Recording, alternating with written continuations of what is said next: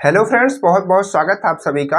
आज की वीडियो में हम लोग बात करेंगे बेसिक लैंग्वेज के एक प्रोग्राम के बारे में, जिसमें हमारी प्रॉब्लम है कि अगर 2 नंबर्स हैं तो उसमें से कैसे हम बताएंगे कि कौन सी नंबर बड़ी है और कौन सी नंबर छोटी है। तो उसके लिए हमको क्या लिखना है, प्रोग्राम लिखना है, जो कि बेसिक लैंग्वेज में हमको लिखना है। इसके पिछली वीडियो में हम लोगों ने बात किया था कि अगर जोड़ है, मतलब 2 नंबर्स को माइनस करना है, प्लस करना है, मल्टीप्लाई करना है, तो उसके लिए हम किस तरीके से प्रोग्राम लिख सकते हैं। तो सारे रूल्स हमने उसमें बताए थे और उसमें हमने ये बताए थे कि किसमें लेट का यूज करते हैं, कब हम लोग लेट का यूज करते हैं और कब हम लोग इनपुट का यूज करते हैं। तो सारी चीज़ों के बारे में वहाँ पर डिस्कस किया था। उस वीडियो को भी आप देखिएगा इस वीडियो के बाद, अगर आपको ये चीज़ें अच्छे से समझ आती हैं तो चलिए आपको फिर से बता दें कि वीडियो को लास्ट अगर आप देखेंगे तो आपको बहुत अच्छे से सारी चीज़ें क्लियर होंगी। नहीं तो फिर क्या होती है, प्रॉब्लम होती है, आप वीडियो देखते रहते हैं लेकिन चीज़ें क्लियर नहीं होती। तो हमारे पास क्वेश्चन क्या है, हमारे पास क्वेश्चन ये है कि हमको क्या बताना है, find largest number between 2 numbers. ठीक है, 2 नंबर्स। चलिए मान लीजिए कि हम इसको शॉर्ट में लिख दें नंबर्स। तो हमारे पास ये प्रॉब्लम है, ठीक है, और इसका हमको क्या करना है, इसका हमको प्रोग्राम बनाना है। किसमें लिखना है, प्रोग्राम हमको लिखना है बेसिक लैंग्वेज में। किसमें लिखना है, बेसिक लैंग्वेज में इसका हमको प्रोग्राम लिखना है। तो देखिए आपको यहाँ पर बता दें, क्योंकि अगर आप प्रोग्राम स्टार्टिंग से बस अभी बनाना सीख रहे हैं तो उसके लिए एक चीज़ ये होता है कि आप प्रोग्राम से पहले एल्गोरिथम लिख लें। अगर आप प्रोग्राम से पहले एल्गोरिथम लिख लेते हैं तो आपके लिए थोड़ा सा बेनिफिट हो जाता है, वहाँ से थोड़ा सा ईजी हो जाता है, आप एल्गोरिथम से हेल्प ले करके अपने प्रोग्राम को बना सकते हैं। तो यहाँ पर हम लोग सबसे पहले इस चीज़ का एल्गोरिथम लिखते हैं। अब ये एल्गोरिथम क्या होता है, एल्गोरिथम और फ्लो चार्ट के हमने बहुत सारी वीडियोज बनाई, बहुत सारी प्रॉब्लम वहाँ पर हमने सॉल्व कराई, बहुत सारे टेक्निक्स बताए जिससे आप किसी भी चीज़ का एल्गोरिथम लिख सकते हैं। तो आप उसको भी ज़रूर देखिएगा, ताकि क्योंकि ये सारे जो चैप्टर्स होते हैं ना एक साथ होते हैं, तो आपको सारे एक साथ में ही पढ़ेंगे तो आपको बहुत अच्छे से क्लियर होंगे। तो चलिए सबसे पहले एल्गोरिथम इसका लिखते हैं हम। तो इसके एल्गोरिथम लिखने के लिए हमारे पास कितने नंबर्स होने चाहिए, 2 नंबर्स है, उसमें से हमको लार्जेस्ट बतानी है। तो क्या करेंगे, सबसे पहले प्रोग्राम को स्टेप में लिखते हैं, मतलब जो हमारा एल्गोरिथम होता है इसको स्टेप वाइज लिखते हैं। तो स्टेप नंबर फर्स्ट में होगा स्टार्ट। उसके बाद स्टेप नंबर 2 में क्या करेंगे, हमको 2 नंबर्स के बीच बतानी है। तो हमको 2 नंबर्स तो पता होनी चाहिए। तो हम क्या करेंगे, 2 नंबर्स को इनपुट करेंगे। तो यहाँ पर लिखेंगे इनपुट 2 नंबर्स कौन कौन सी, ए और बी। ठीक है, ए और बी हमने क्या किया, नंबर्स को इनपुट कर लिया। ठीक है, ये हम प्रोग्राम मतलब कंप्यूटर के लिए रूल बना रहे हैं, तो हमें सेकंड स्टेप में ये चाहिए। फिर थर्ड स्टेप में क्या करेंगे, भाई हमको 2 नंबर्स मिल गई, एक नंबर ए मिल गई और एक नंबर बी मिल गई। अब आप सोचेंगे कि ए बी हमने क्यों लिया, क्योंकि वेरिएबल्स है ना, तो हम ए की वैल्यू कुछ भी रख सकते हैं, बी की वैल्यू कुछ भी रख सकते हैं, फिर अपना प्रोग्राम बना सकते हैं, यानी कि छोटा बड़ा बता सकते हैं। तो हमको 2 नंबर्स मिल गई। अब हमको क्या करना पड़ेगा, इनका कंपैरिजन करना पड़ेगा, तभी तो हम बता पाएंगे ना कि कौन सी बड़ी है कौन सी छोटी है। तो इसके लिए हम क्या लिखेंगे, यहाँ पर लिखेंगे इफ। देखिए हम क्या करेंगे, यहाँ पर ये चीज़ हम मान लेंगे पहले से ही कि ए जो है बड़ा है, यानी कि हम ऐसा कह रहे हैं कि यदि, इफ का मतलब क्या होता है, यदि if A is greater than B, यानी कि ए अगर बड़ा है तो हमको क्या निकालना है, लार्जेस्ट निकालना है। तो यहाँ पर लिखेंगे देन प्रिंट, या फिर डिस्प्ले आप लिखिए, थोड़ा अच्छा लगेगा, डिस्प्ले ए। देखिए हमने ऐसा कह दिया यहाँ पर रूल बनाते टाइम कि अगर ए बड़ा है देन प्रिंट आप कह सकते हैं, डिस्प्ले कह सकते हैं, एल्गोरिथम आप अपने हिसाब से लिख सकते हैं। तो देन डिस्प्ले ए, यानी कि अगर ए बड़ा होगा तो ए को दिखा देना। ठीक है, नहीं तो क्या करना, नहीं तो के लिए हम यहाँ पर क्या लिखेंगे, इल्स लिखेंगे। क्या लिखेंगे, इल्स। यहाँ पर लिखेंगे प्रिंट, या फिर से आप डिस्प्ले लिखिए, इल्स डिस्प्ले बी। ठीक है, इस बात को आप समझ पा रहे हैं। चलिए ये सारी चीज़ें हमने बहुत अच्छे से समझाई है, उसको आप देख लीजिएगा। तो ये 5 नंबर पे क्या लिखेंगे, हमारा सारा कुछ हो गया। ठीक है, तो अब हम इसको क्या कर देंगे, प्रोग्राम को स्टॉप कर देंगे। तो इस तरीके से हमारा इसका क्या होगा, ये एल्गोरिथम होगा। अब हमको क्या करना, मेन जो हमारी प्रॉब्लम है जहाँ पर दिक्कत होती है, क्योंकि एल्गोरिथम जो होता है हम उसको अपने अकॉर्डिंग लिख सकते हैं, अगर उसमें थोड़ा बहुत चेंजेस करके भी हम लिख देते हैं तो हमारी दिक्कत नहीं होती, गलत उतना नहीं माना जाता।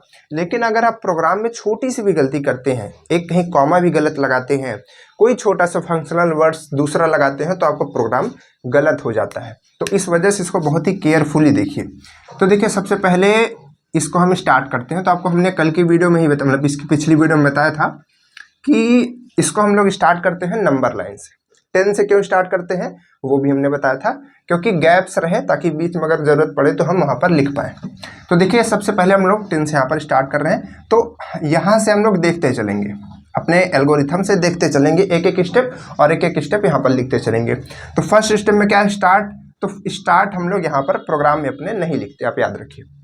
इसके बाद सेकंड स्टेप से आएंगे हम लोग। सेकंड स्टेप में क्या है, सेकंड स्टेप में कहा जा रहा है कि input 2 numbers A and B, मतलब 2 नंबर्स को हमको क्या करना, लेना है, और जिनकी वैल्यू हमको नहीं पता, और जिनको हमको लेना है मतलब कि उनकी वैल्यू हम कंप्यूटर मांगेगा हमसे, ठीक है।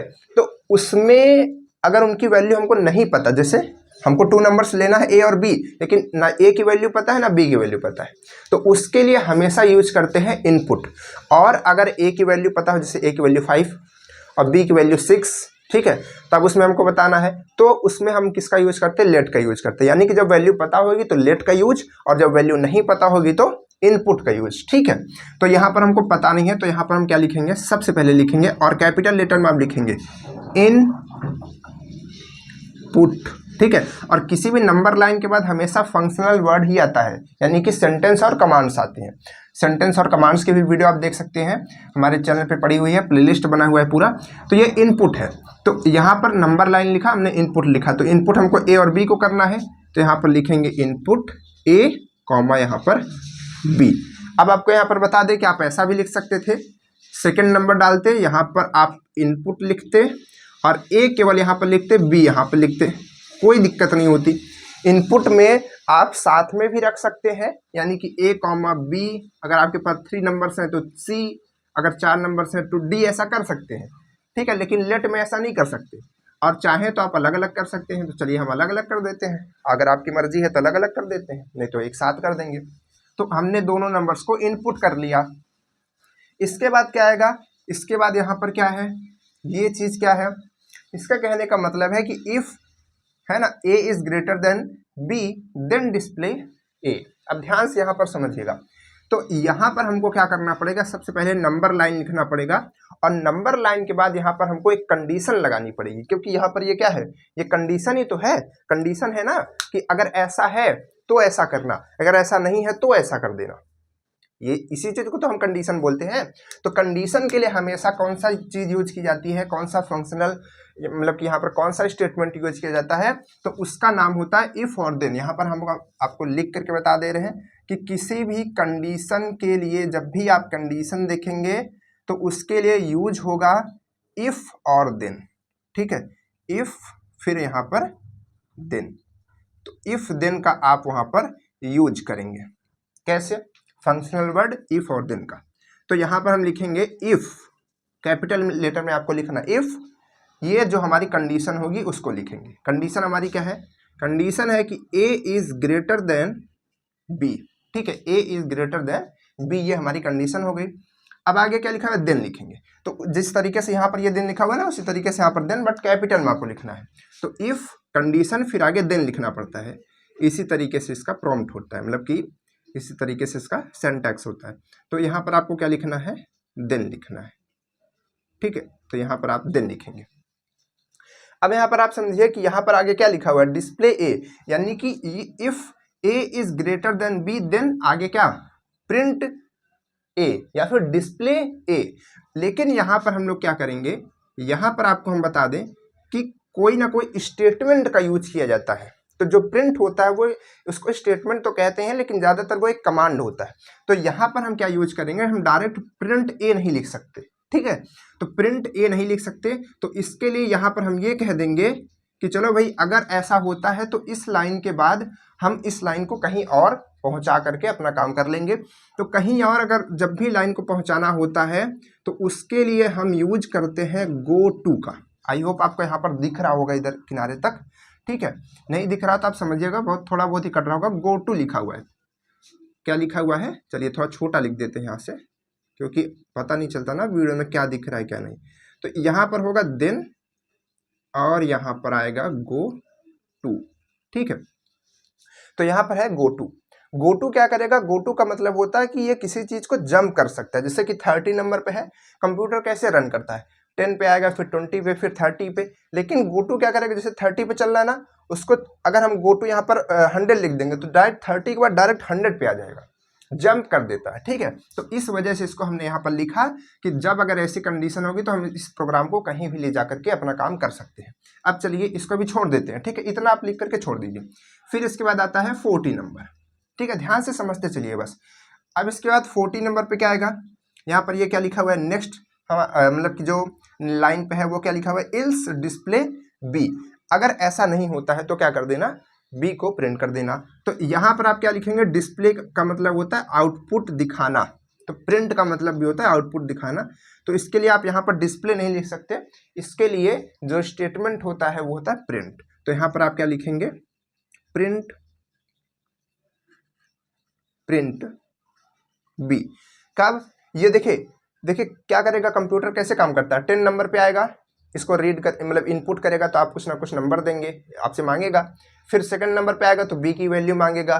फिर थर्ड नंबर पे आएगा, मतलब थर्ड समझ लीजिए, मान लीजिए 30 को, तो यहाँ पर आएगा तो ये देखेगा कंडीशन इफ, अगर ऐसा है देन ये आगे बढ़ेगा, नहीं तो इस लाइन को पूरा खत्म करके ये इस नंबर पे आ जाएगा 40 पे। तो 40 पे देखेगा, अगर ऐसा नहीं है यानी कि ए जो है बड़ा नहीं है तो किसको प्रिंट कर देगा, बी को प्रिंट कर देगा। अगर ए बड़ा नहीं है तो ऑब्वियस सी बात है बी ही बड़ा होगा, तो बी को प्रिंट कर देगा सीधे। अब लेकिन यहाँ पर बी को अगर प्रिंट कर दिया तो बी तो हमारा क्या हुआ, आउटपुट हो गया। तो आउटपुट अब है, तो अगर बी प्रिंट कर दिया तो इसको हमको क्या करना पड़ेगा, एकदम लास्ट में लाना पड़ेगा, खत्म करना पड़ेगा प्रोग्राम को। तो इसके लिए अब यहाँ पर क्या करना पड़ेगा, जैसे यहाँ पर हमने क्या किया, स्टॉप कर दिया, तो यहाँ पर भी हम स्टॉप करेंगे। लेकिन यहाँ पर हम ऐसे स्टॉप नहीं कर सकते, अभी हमारा यहाँ पर एक चीज छूटा हुआ है, ए को प्रिंट करने का काम, ठीक है। तो इसके लिए यहाँ पर हम फिर से क्या लगा देंगे, गो टू। देखिए जहां पर भी आपको ये लगे कि यार इसके आगे का कुछ काम छूटा हुआ है, हमको डका करके कहीं ले जाना पड़ेगा, जंप करके कहीं पर ले जाना पड़ेगा, तो वहां पर आप क्या लगा दीजिए, गो टू लगा दीजिए, ठीक है। ध्यान से देखिए, अभी आपको पूरा क्लियर हो जाएगा जैसे ही हम इसमें चीजों को लिखेंगे। तो अब यहाँ पर क्या करेंगे, हम 60 लिखेंगे। अब 16 नंबर पर क्या छूटा था हमारा, ए छूटा था, ए को प्रिंट करने का काम। तो यहाँ पर हम लिखेंगे प्रिंट, यहाँ पर हम लिखेंगे प्रिंट ए। अब देखिए प्रिंट ए किस नंबर पे है, 60 नंबर पे। तो यहाँ पर हम इस चीज को फिर से पढ़ेंगे, तो यहाँ पर लिखेगा if A is greater than B then go to 60। अब यहाँ पर हम 60 लिख सकते हैं, क्योंकि अभी तक हमको नंबर लाइन नहीं पता थी, लेकिन अब पता हो गई है। अभी इसमें भी छूटा हुआ है, ठीक है, इसमें भी हमको लिखना है, क्योंकि हम गो टू भर लिख सकते हैं, अभी नंबर लाइन हमको नहीं पता ना कहाँ पर उसको ले जाना है, तो बस गो टू लेकर के छोड़ देंगे। तो गो टू 60 का मतलब 30 के बाद डायरेक्ट ये इसको और इसको छोड़ता हुआ, इन दोनों को छोड़ करके कहाँ आ जाएगा, प्रिंट ए पे आ जाएगा। बात समझ में आ रही है। अगर हम ऐसा ना करते तो वो ए को भी प्रिंट करता, यहाँ पे मान लीजिए कि यहाँ पर हम प्रिंट ए लिख देते तो ए को भी प्रिंट करता, बाद में फिर बी को भी प्रिंट कर देता, दोनों को छाप देता, बता दोनों बड़े हैं, तो ये फिर हमारे लिए गलत हो जाता ना प्रोग्राम। फिर जब गो टू आ जाता तो वो कुछ ना समझ पाता, वहां पर दिक्कत हो जाती। तो इसी वजह से हमने यहाँ पर गो टू लगाया, ताकि ये इन दोनों को जंप कर सके, ठीक है, इन दोनों को जंप करके यहाँ पर आ जाए। अब सोचिए, अब आप सोचिए कि यहाँ पर हम लोग गो टू जो है क्यों लगाया। तो मान लीजिए कि अगर ये कंडीशन नहीं आई, मतलब कि ए जो है बड़ा नहीं हुआ, ए की आप कुछ ना कुछ वैल्यू देंगे हर बार। मान लीजिए कि आप 10 दिए, सॉरी मान लीजिए कि आपने 5 दिए और इसकी वैल्यू आपने 8 दे दिए बी की, तो ये वाली कंडीशन तो नहीं होगी ना, ए तो बड़ा नहीं रह जाएगा, बी बड़ा हो जाएगा, 8 आपने इसकी वैल्यू दी है। तो यहाँ पर इस लाइन को खत्म कर दिया जाएगा, मतलब जब ये कंप्यूटर इसको रीड करेगा लाइन को, तो पड़ेगा इफ 5 इज ग्रेटर देन 8। तो सोचेगा नहीं ये तो सही नहीं है, तो ये इसके आगे बढ़ेगा ही नहीं, फिर ये आगे बढ़ेगा ही नहीं। फिर वो क्या करेगा, उस लाइन को वहीं से कट करके बैक होकर के फिर इस लाइन पे आएगा। लेकिन मान लीजिए कि इस लाइन पे आया, ठीक है, बी प्रिंट किया, अगर हम गो टू यहाँ पर ना लगाते तो वो क्या करता, ए को भी तो प्रिंट कर देता। तो इस चीज को हमको डकाने के लिए यहाँ पर हमने गो टू लगाया, ये डक करके डायरेक्ट एंड पे आएगा। बात समझ पा रहे ना, तो ये चीज है। तो यहाँ पर भी हमने गो टू लगाया। अब लास्ट में हमको क्या लिखना है, 17 नंबर पे 70 नंबर पे हमको लिखना है एंड। स्टॉप यहाँ पर लिखते हैं, लेकिन यहाँ पर हम लोग क्या लिखते हैं, इंड लिखते हैं। तो यहाँ पर हम लिखेंगे इंड। तो यहाँ पर देखिए ए को प्रिंट किया तो इंड हो जाएगा, ए के लिए तो काम सही है क्योंकि 60 के बाद 70 है। लेकिन यहाँ पर अगर बी को प्रिंट किया 40 है, तो बीच में ये दोनों को तो मतलब कि इसको तो जंप करना पड़ेगा ना, इस चीज को तो जंप करना पड़ेगा ना, इसको तो नहीं छापना पड़ेगा ना। तो इसके लिए हमने गो टू लगाया, तो अब ये गो टू क्या करेगा, इस 60 को डाक करके डायरेक्ट 70 पे आ जाएगा। और अगर ये कंडीशन होती है तो बी को प्रिंट करेगा, गो टू करके जंप, इसको जंप करके यहाँ पर आ जाएगा। तो इसी वजह से गो टू हमने लगाया। बस हमारी है यहाँ पर गो टू का यूज क्यों हुआ, यहाँ पर गो टू का यूज क्यों हुआ, यहाँ पर इस वजह से हुआ ताकि बी ना छप जाए, यहाँ से डायरेक्ट हम जंप करके यहाँ पर आ जाए फिर इंड कर दे। और यहाँ पर गो टू का मतलब इसी वजह से हुआ कि अगर ये प्रिंट होता है तो ए को भी प्रिंट ना कर दे, इसको जंप करके यहाँ पर लास्ट पे आ जाए। तो इस तरीके से यहाँ पर हमने क्या लिखा, ये जो आप पूरा देख रहे हैं ये क्या है, ये पूरा है प्रोग्राम। किस चीज के लिए, किसी भी 2 नंबर्स में से बड़ी नंबर्स को बताने के लिए, 2 नंबर्स में से बड़ी नंबर को बताने के लिए ये क्या है, टोटल आपका एक छोटा सा प्रोग्राम है। तो आई होप आप इस चीज को समझ पाए होंगे। और आप लास्ट में एक चीज जरूर लिखा कीजिए, जैसे इतना लिख लिए तो नंबर लाइन मत डालिए, और लास्ट में यहाँ पर रन जरूर लिखिए, RUN। यहाँ पर नंबर लाइन कुछ नहीं डालना, रन लिखेंगे तो इसका मतलब क्या हुआ कि अब ये प्रोग्राम को रन करना है। ठीक है, तो इस तरीके से ये आपका पूरा प्रोग्राम होता है।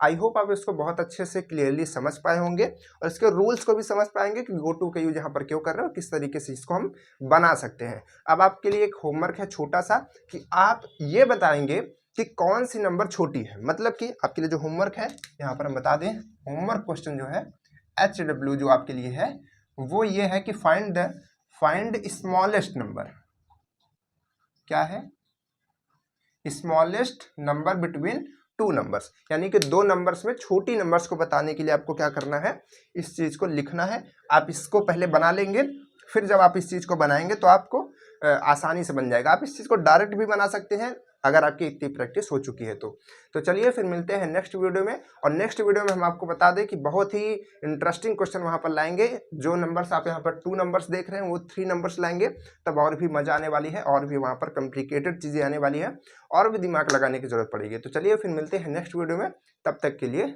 Bye bye.